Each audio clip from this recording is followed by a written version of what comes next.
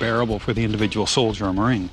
Once you get bigger than that, you have all the capabilities you're looking for, but you have to have an attachment. You have to have a mortar squad attached to you.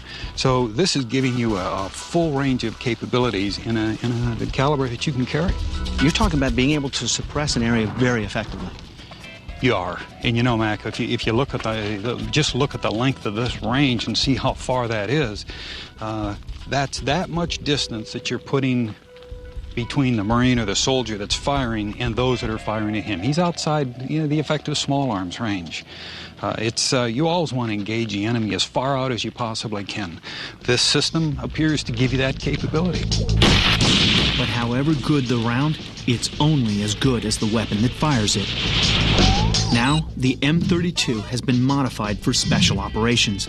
Meet the XMGL. Richard Solberg knows all about maximizing Milcor's capability.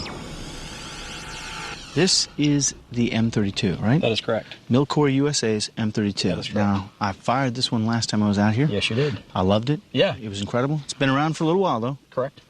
But you've updated it. That is correct. The two main feedbacks we got from the operators in the field was that they wanted a shorter and lighter weapon. These guys are humping around 100 pounds. Even if it's street fighting from Humvee to alley, you still want it lighter, quicker, faster, meaner. So we actually incorporated the weapon system by making it shorter, making it lighter, and still maintaining safety first and functionability. That's it. And it's ready to do business, man. It is a great, mean-looking weapon system.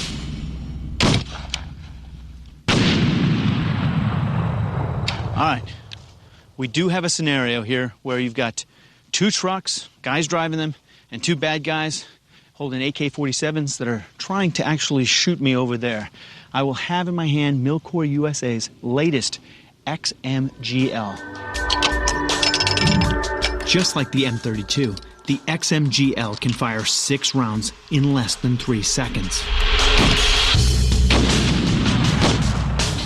But it's lighter and shorter, making it an even more effective force suppressor. That means you can deliver a knockout punch time and time again. That level of firepower can make all the difference when you have to get your guys out of trouble.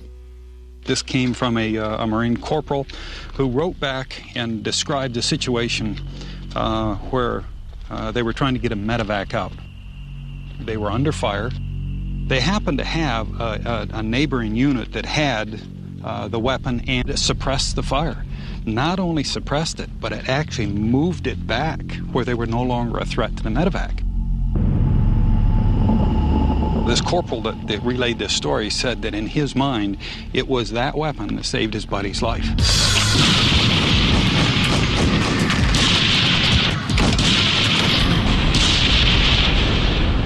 With the Mercury round in final stages of development and the very latest Milcor XMGL about to be deployed, the frontline soldier could soon have 2 new tools to put out a firefight.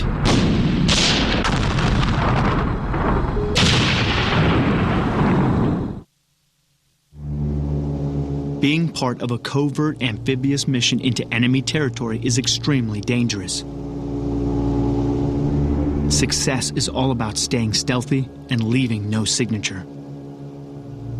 The most common platform for infiltration on amphibious operations is the Combat Rubber Raiding Craft, or CRRC. It is relatively quiet, has a low profile, and the speed to move you through the infiltration phase of your mission, and it sure as hell beats swimming. The downside?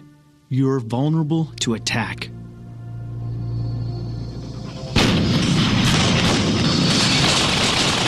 This is the Zodiac Combat Rubber Raiding Craft.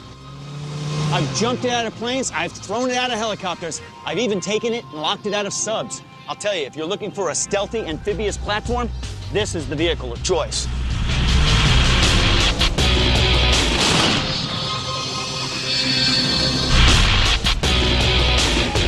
The CRRC is an inflatable rubber boat that can be deployed in a matter of minutes.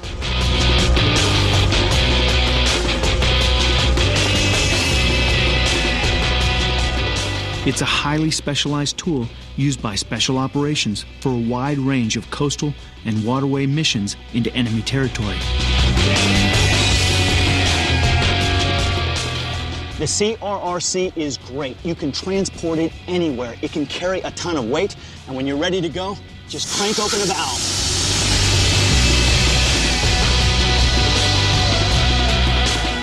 Now you're ready for business. Although the CRRC is versatile, it has one significant limitation. If you're caught in a firefight,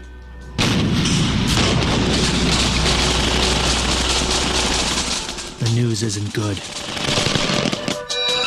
I've traveled to Chesapeake Bay, Virginia to see the latest developments in this clandestine craft.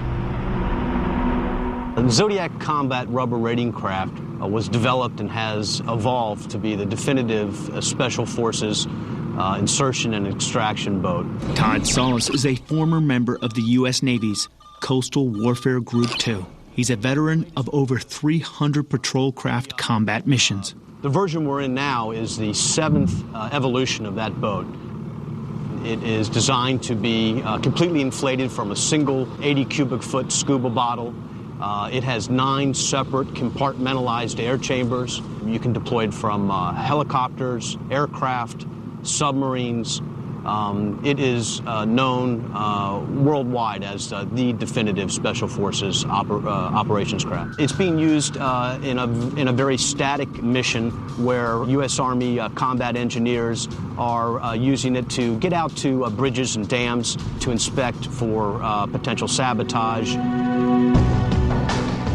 They're in a situation much like we are right now. They're very static. They're taking a lot of time to inspect a structure, look for explosives, and easily can fall into the crosshairs of the bad guys.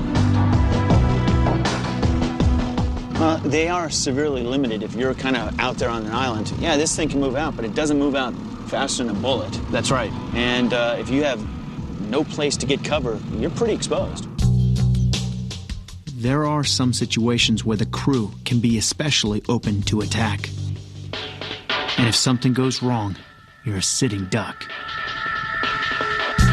Land-based forces have always had the ability to add armor to their vehicles. But adding 1,000 pounds of steel, not exactly ideal for a rubber boat. You know, there's a lot of armor out there to protect Marines and soldiers. No one's really developed anything for the sailor. What is needed is a lightweight ballistic protection system. The biggest challenge was to create an inflatable support structure to mount the armor onto the boat. The solution arrived in the shape of ArmorFlate, a series of high-tech bullet-resistant panels supported on an inflatable substructure. This is the ArmorFlate system. Here it's attached to a Zodiac FC-530. This is the type used by the Army Combat Engineers. It's a series of high-pressure, air-holding support panels supporting pockets. The pockets can house the armor. It's inflated through a series of hoses connected to a 80 cubic feet dive bottle. You turn the valve on the dive bottle, the panels inflate, supporting the armor.